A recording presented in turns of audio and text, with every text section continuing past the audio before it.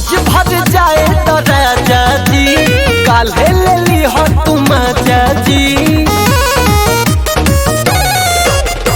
आज भर जाए तो राजा जी काल्हे ले ली हो तुम जी। तो हंसी हल दर्द नहीं घटता बथता बथता बथता कमरिया राजा बथता बथता बथता बथता कमरिया राजा बथता।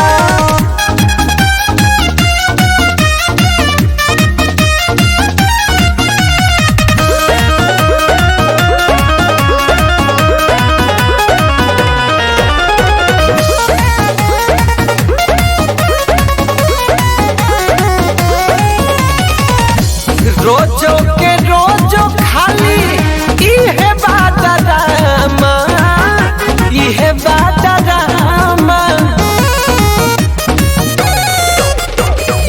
धर जनी को रवाना तो देख ली है आमा देख ली है आमा। काहे बतिया नहीं इहो धसता बथता अरे बथता अरे बथता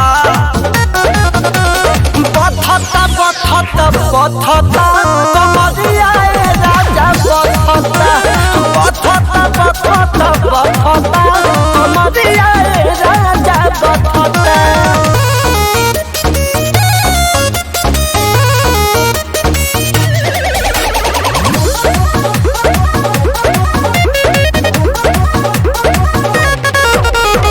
Music by Pankaj Singh।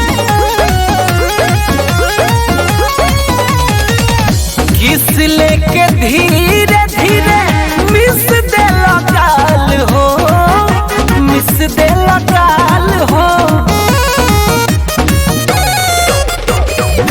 बलम देवानंद नहीं कर तू बवाल हो कर तू बवाल हो। कल्टर चोली के सियन चासता बथता बथता अरे बथता बथता बथता बथता कमरिया राजा बथता बथता बथता बथता कमरिया राजा बथता। आज भर जाए तो राजा जी काल्हे ले ली हो तुम जी। आज भर जाए तो राजा जी काल्हे ले ली हो तुम जी। तो हंसी हल दर्द नहीं घटता बथता बथता बथता कमरिया